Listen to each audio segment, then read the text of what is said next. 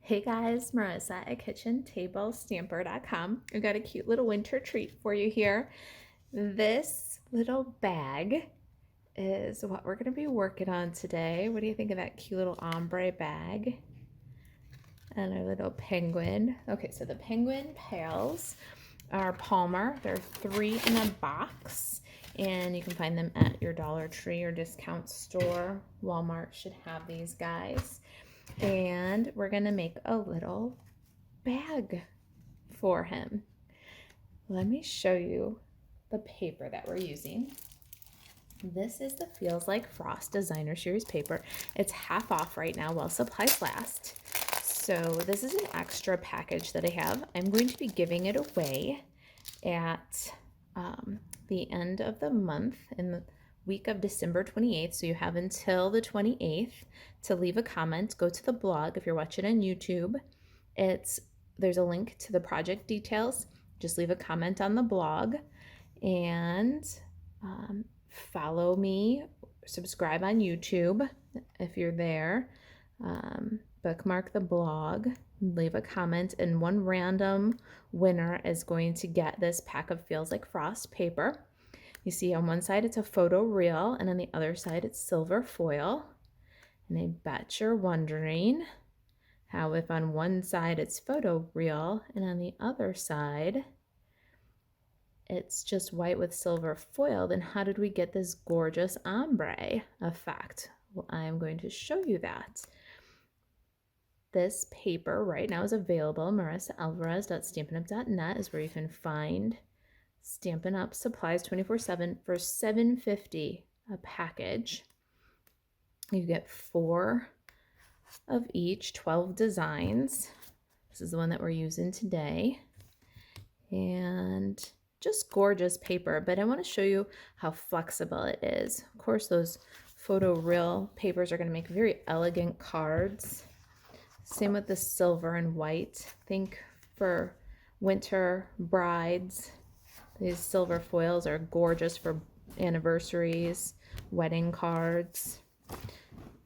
And then hold on, we're almost to the end. It's a huge pack of gorgeous paper.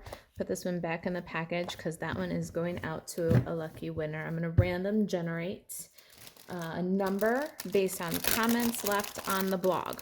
All right, so that's our Feels Like Frost Designer Series paper. Whether you win one or not, you can get it for 50% off while supplies last. All right, so let me show you. Here's the paper that we chose. It's 6x6, and we're going to use this white with the silver foil side. We need 5.5 by 6, so let's cut a 1/2 inch off the bottom, and then we're going to add some color. Slide these guys to the side, bring in my paper trimmer. I'm going to choose the bottom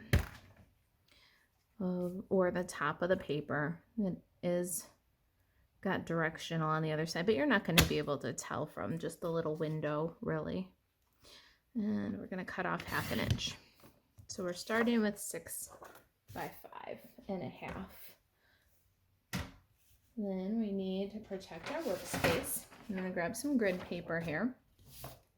Okay, let's make this lovely ombre. We're going to bring in some ink here. I've got Pool Party, Coastal Cabana, and Bermuda Bay. And I've also got a sponge brayer. We're going to pick up on our sponge brayer Pool Party. We want to get really good coverage, so we're just going to keep rolling that sponge brayer across the ink pad. We're going to go lightest at the top of the paper, the lightest color. So we're going to apply that Pool Party to just about halfway. And we want some decent saturation here. So let's pick up more ink and go at it again to about halfway. Lovely, look at that Pool Party. Then we're going to move right over to Coastal Cabana. And we can do this because we're going from lighter to darker, so we're not going to have any trouble with our ink pads. Picking up the Coastal Cabana, and we're going to start, almost, let me move this up just a little bit for you. So past the halfway mark here, we're going to start about 1 inch from the bottom. And we're gonna roll Coastal Cabana from about 1 inch overlapping our pool party. And leave about 1 inch of pool party nice and pure at the top. So about here, we're blending the pool party and Coastal Cabana, and here towards the end, about 1 inch from the end, we're getting real pure Coastal Cabana. We want to intensify that color just a little bit. A little more Coastal Cabana moving into the pool party. And there, we're starting to get that ombre effect. See how we're going light, medium, medium, dark. Now we're going to pick up Bermuda Bay. We can turn our paper 180 degrees. So now we've got that clean space there. Picking up lots of Bermuda Bay.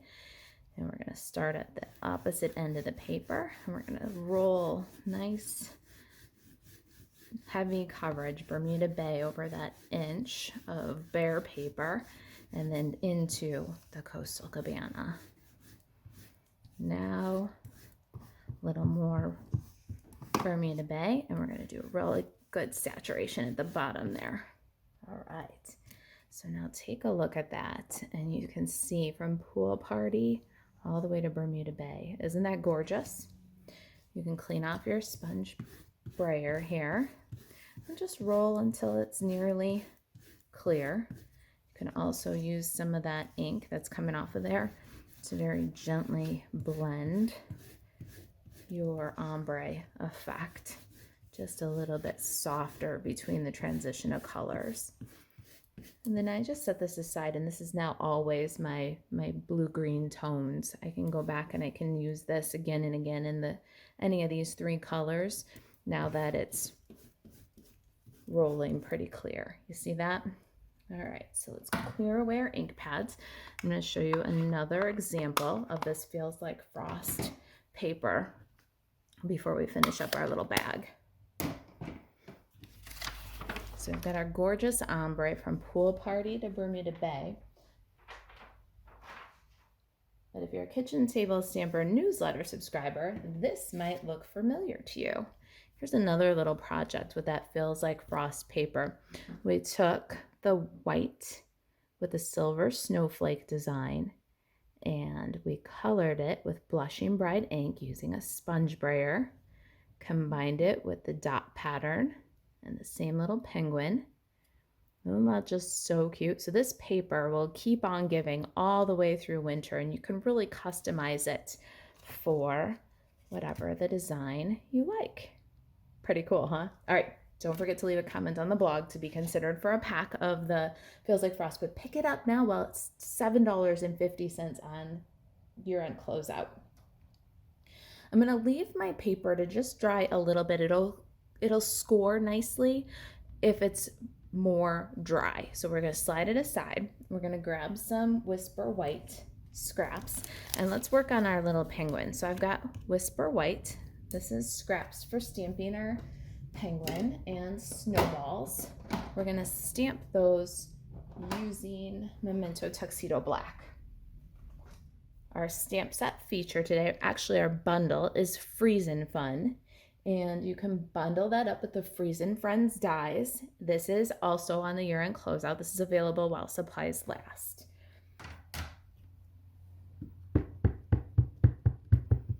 We're gonna stamp one penguin. I could use to ink that up a little better.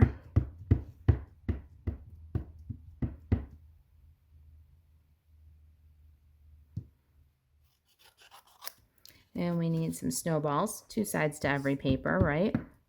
Sometimes you just gotta turn it over. There's our little snowballs. Then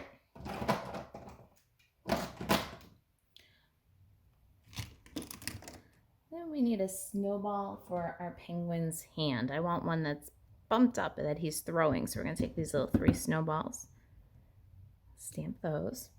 And I'm coloring my penguins with Real Red Stampin' Blends.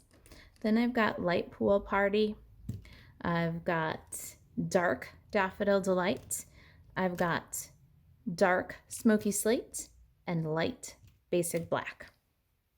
I'm going to do two-tone blending just a little bit. When I color black, I never use light and dark basic black. It ends up like blacked out. So we're going to go with the smoky slate, the dark, and we'll fill in an area that we want to be black. Then we'll take the light basic black and we'll draw in some shadow. And we're going to fill about half of it with the black, and then we'll work the black back to the gray. And that'll give us a penguin that looks black but not blacked out.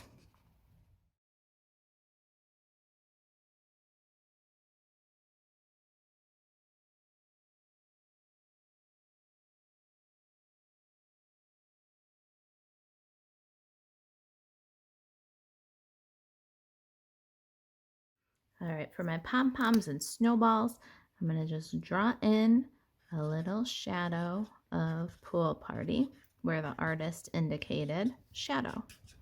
I'm not going to blend it or anything. I'm just adding a little touch of color. Looks like we didn't forget to color it then. We're going to do a simple color in for the beak and feet. I like how it pulls the color from the wrapper of our little Palmer's penguin pail. And my hat and scarf with real red. And I'll fill in entirely with light, shadow with dark, and bring them together.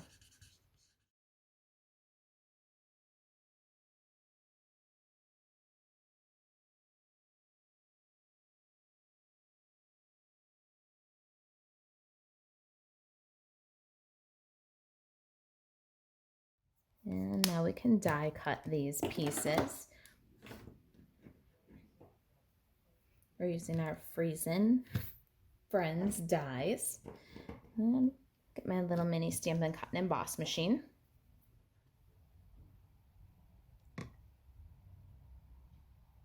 All right, so as you can see, we can cut all of our little pieces all at one time, even in this tiny little machine. Give it a crank and send it through.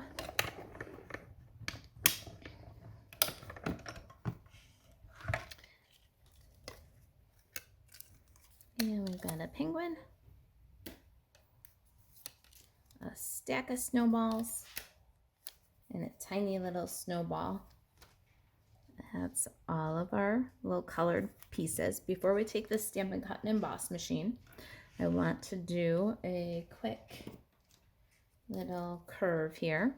Got a piece of Whisper White cardstock, and this is the little hill from the Freezin Friends. It cuts a curve with stitches on either side, and we're going to cut a little hill for our penguin to be perched on.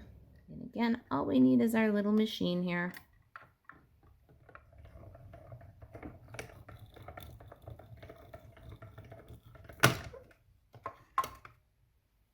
And there's our cute little snowbank for our penguin to stand on.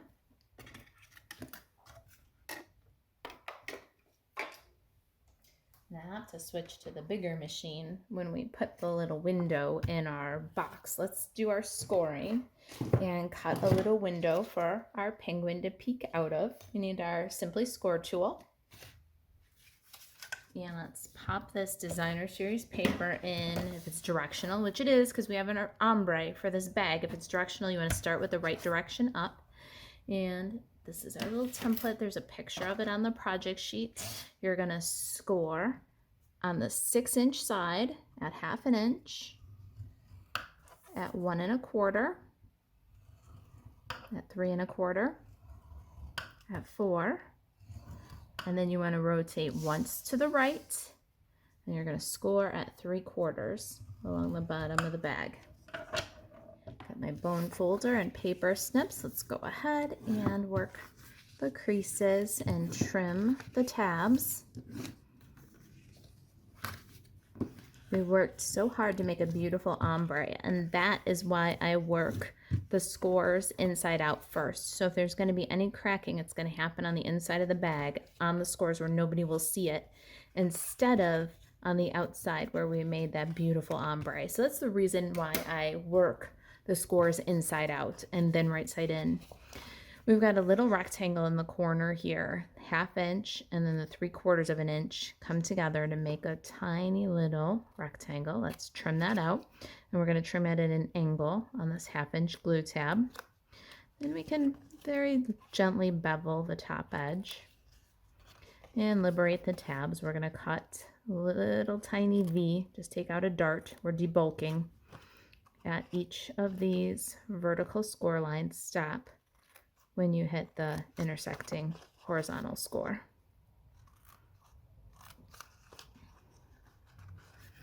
All right, can slide this out of here. We need our Stampin' Cut and Emboss machine. We're going to cut a little window for our penguin. I did the window using the layering circles dies. I thought this 1 5/8 inch was the perfect size for this little guy. You can see his face. It really shows him off and frames him, but it won't leave him so that he can fall out of there. And for placement, what I did was you're going to take this front panel. The front panel is always the one where the seams go to the back. So that's our front panel. And I just took my little penguin pal. I put his feet just about at the bottom score line there for the bottom of the box. I held my die over to frame his face, slid him out of there, centered the die right to left in between the scores, and then took a tiny bit of low tack tape and tape down the die. I like to tape down the die on the discard piece just in case. We don't want to ruin that gorgeous ombre effect that we made on the bag. If the tape doesn't come up, it doesn't come up on the discard piece. You can use this piece if the tape comes off nicely, but if it doesn't, you haven't ruined that gorgeous ombre finish on your bag. We're going to need the full 6-inch platform here. So we got our Stampin' Cut and Emboss machine. And we've got 1, 2, 3, and then 3 on the top. That'll get us die cut. And let's cut the little peek hole for our penguin pal.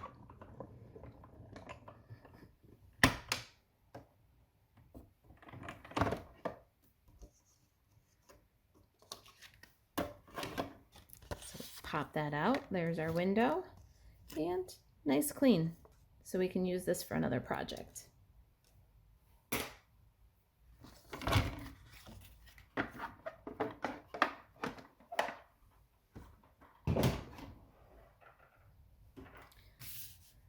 Let's get this little package put together here. Here's the outside of our bag. We're going to add a little adhesive on the bottom tab here. And then on the long glue tab, we'll add a line of tear and tape. All right. Let's start assembly by folding in the tab. We'll bring the back of the bag, square up the corners and the edge. Then side tabs go in, back to the front and front to the back, making sure you square everything up before you burnish. Can add our little penguin pal, and we're going to just pinch the top here, give it a little gusset. Cute little bag, right? Now, how are we going to seal that up? I did some punching already. I've got from Bermuda Bay. I punched using the Label Me Lovely punch. This is from the annual catalog. We're going to go ahead and fold that in half, but we're going to fold it in half along the equator here. So the flat sides will be at the sides of our bag. So what I do is I just kind of soften the paper fibers and then bring the end there, that kind of curvy end, and then I pinch, and then I'll square it up a bit before I do a final fold with my bone folder. We need some more tear and tape for this. We're going to put some tear and tape on the inside of the fold below the fold, so just on 1/2 of the die cut piece here. Stay away from that top edge there where the fold is. peel the release. And then we're going to bring the bag right into the topper here. We want it centered right to left and right along the fold there. And it's hard to tell if it's centered with the phone in between me and the project, but I'll get it. There we go. We'll burnish that down. Oh, I gotta adjust a little bit. Let's see if I can do it holding it up a little bit easier. Yeah, that's easier with the phone in between. All right, and close. I'm gonna grab my grid paper for the centering ruler here. Gonna put my little tab. It's a little 2-inch tab on the centering ruler. And I'm going to mark with a pen about 1/2 inch in from the sides and about 1/4 inch down. So we're kind of using our grid paper there to give us guides for our hole punch. Got an 1/8 inch handheld punch here. We're going to punch through everything right on that mark and punch through everything on the other mark. This is the only chance I have at almost getting my holes level and even. Not too bad. One more little piece here, and we're going to make a tag for our penguin pal. I cut ahead of time. This is Whisper White cardstock. And I cut this little label. This is from the Ornate Frames. It's this skinny little fancy label. A little fatter than the tag I usually use, a little shorter. Got a gentle little stitch around the edges. It's a perfect size for 'Tis the Season to be freezing. That is also from Freezin Fun. And we're going to stamp it with Memento. We want to stamp it right of center all the way to the right so that we can make a hole in the label and turn it into a tag. I'm notorious for stamping this one downhill. Ah, not bad. Love when it comes together on camera. Going back with that same 1/8 inch circle punch. I'm gonna pop a little hole in there. Now we got a tag. Ribbon for this is perfect for the snowflakes. This is the Snowflake Splendor ribbon. This is available while supplies last from the holiday catalog. Shop that year-end closeout if you haven't already. There's some great deals to be had. We're going to thread from the front, back, and then from the back to the front.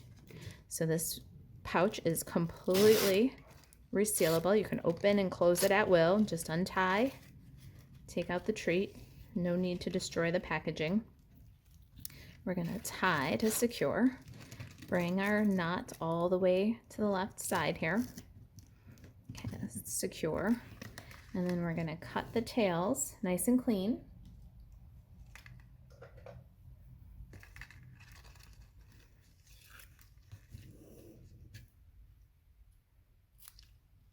And bring them both through the tag from back to front. So a nice clean angle cut, and you should be able to pull both of those through no problem. And then you've got your tails through the tag, bottom, top. If you're right-handed, your right hand is down. If you're left-handed, your left hand is down. You're going to push up with your dominant hand, over with your non-dominant hand. Your fingertip is holding that center spot, so you're going to push it through and pull. That'll give you ears up, tails down, tag exactly where you want it. No fuss. Tying bows is definitely a method. It's not magic. You just need the method. All right, let's clean up the tails here. Get the angles going the right way. So cute. Time to decorate. Let me get the other guy in here. These are for my 3 children. Little stocking stuffers for them. And we've got all of our fun little pieces here. We need dimensionals and glue dots. I'm going to grab some mini dimensionals. Best laid plans, I hope. There we go. I'm going to put a couple of mini dimensionals on the upper half of my penguin right in the center. And then I'm going to put a bunch on the back of my hill. I'm going to take a half of a mini dimensional. So let me just snip in here and grab a half. And we're going to put it on the bottom of the snowball. And all my dimensionals are sticky. So we're going to take our penguin, pop the snowball in his hand with that half a dimensional. I'm going to take the little hill that we created, 2 inches wide, and we just created a slope. Now on our penguin, I'm going to take 2 little mini glue dots on his feet. And we've got the sticky dimensionals.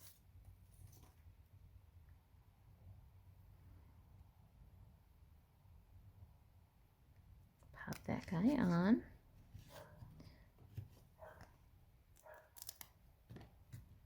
Little mini dimensional on the top of our stack of snowballs.